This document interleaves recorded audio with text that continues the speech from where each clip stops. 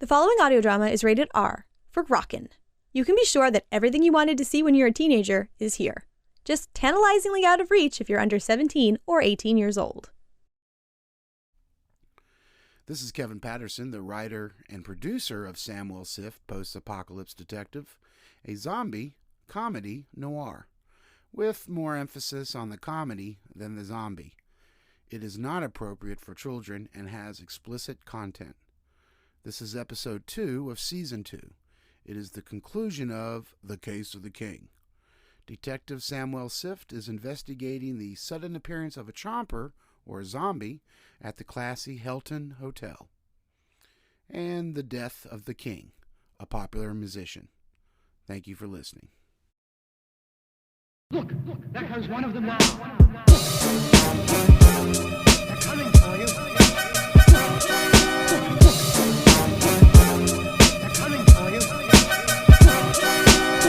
Thanks for coming back. This is part 2 of The Case of the King. I'm Kevin Patterson, the writer and showrunner for Samuel Sift, Post-Apocalypse Detective. So without further ado, The Case of the King, part 2.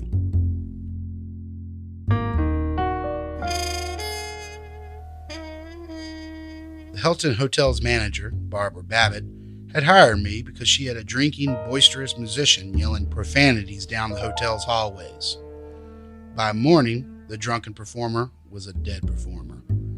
Someone had snuck a chomper into the hotel in an attempt to make it look like a groupie had died, turned into a chomper, and then killed the king. The most likely suspect was Alice Ashby, post-apocalyptic R&B harpist. According to Babbitt, Ashby lived in an old concert hall uptown.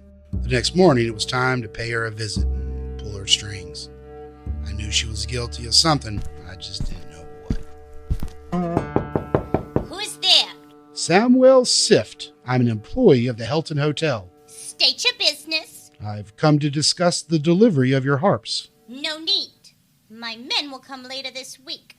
It's already been arranged. There's also the matter of your cut from the bar. I didn't think the talent got a bar cut. Miss Ashby, I would rather not have a monetary discussion through a locked door. No, fine. It's 9 a.m. and I haven't even gotten out of my pajamas. Everything sucks. As soon as the door opened, I recognized Ashby as the floozy from the night before. Lucky for me, I had planned ahead and had my Colt 38 drawn. Oh, the house detective! A gun? You're the drunken tramp from last night. I'm not a tramp. I'm an artist. Lady, back up slowly. I think you play more than the harp. That's better. I don't know your melody, but I do know that you play... Oh. Somebody behind me knew how to hit, and I hit the floor. I thought I had fooled her, but she had fooled me. When I woke up, the missing house detective, Danny Muldoon, was sitting across from me with a lead pipe. Evening, Samuel. Muldoon. Last I heard about you, you were missing. I knew where I was. The Hilton didn't. I have you to thank for the love tap. And the ropes. Thanks. Don't mention it. Why are you helping Barbara Babbitt? I like her command of a room. Why are you helping the harpist? She is good with her fingers. You snuck the deadhead into King's room through the closet. Sure did. And snuck the deadhead into the hotel in a harp case. Yup. Always knew you were a good detective. Yeah, it was kind of obvious. Hey, blockhead! Why are you telling him all of this? He's a fellow Seamus. So? There's a code. Oh, shut your pie hole. A code. Does your code discuss killing a friend? Yeah, of course it does. Ugh. I was just wondering... You really need to shut up! I've got the gun now, dingus! You moved a lot of pieces around the chessboard to get to the king. That egomaniac had it coming. Ego is not a crime. He thought he could just use me, steal my rhythms. Just because I am not someone to be discarded like some stupid groupie. What's your next play? Killing you. Sorry I asked. Why? Yeah, why? He knows we stuck a chopper into the free zone. You think the mayor will let that slide? He won't tell anyone. Right, Sift? Only my employer, or anyone that asks. Telegram for Mungo. What now? Telegram for Mungo. Should I answer the door? There's a bellhop from the hotel out there. Hands up, you two. All right, everybody in. Johnny, get Sift out of those ropes. Freddie, go handcuff our old house detective.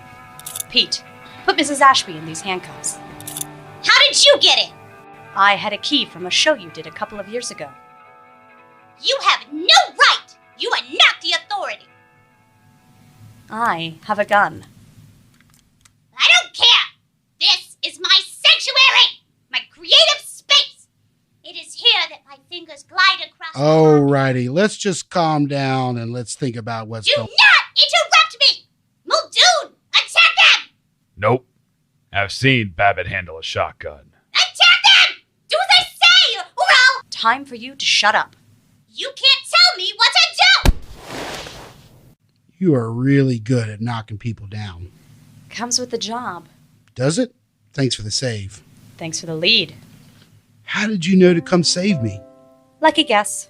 You've been missing for hours. I hope this doesn't impact my pay. On the contrary. Seems like I'm out one house detective. Are you interested? I like working for myself. It comes with an office. Any other fringe benefits? I never mix business with pleasure. So you consider me pleasure. With a tie like that, I thought you were all business. For sneaking a deadhead into the free zone, we turned Ashby and Muldoon over to the authority. Mayor Beatrice Mingo ruled the usual sentence: excommunication, with Miss Mayor Mingo taking all of their worldly possessions. But the mayor did not need that many harps, so she offered me one. I'd figured I'd work on a few licks in my spare time. Plus, I had to put something in the new office. Sift, are you decent? Rarely, but come in anyway. Oh, I see she gave you the Musa. Moussoir? Musa. It's the type of harp. May I? You play? Not as well as Ashby. She was a demanding and unpleasant woman. But she was exquisite on the harp. Don't sell yourself short. I did play as a girl. My father, he thought it would give me class. He was right. That's why I always let Ashby keep her instruments here. After a show, all alone in a room with just...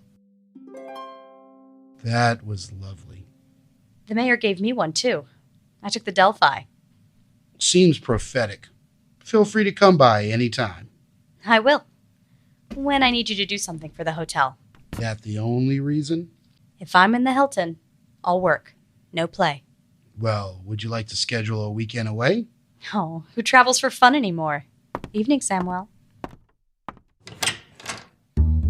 I like the new gig and office, but you know what they say about comfort zones. Just when you kick your feet up, you realize someone else just kicked your legs out from under you.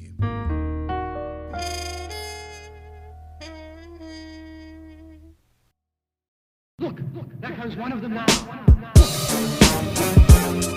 coming for you. They're coming for you.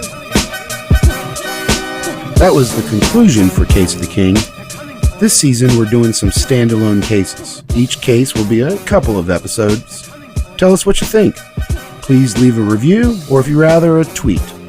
Google Stationary Hobo Productions to find us. I'd like to thank the cast for this episode: Abigail Elfman, Nick Shaner, and myself, Kevin Patterson. I'd also like to thank Justin Evans for helping us record, and Adrian Parrish for recording and sound engineering this episode.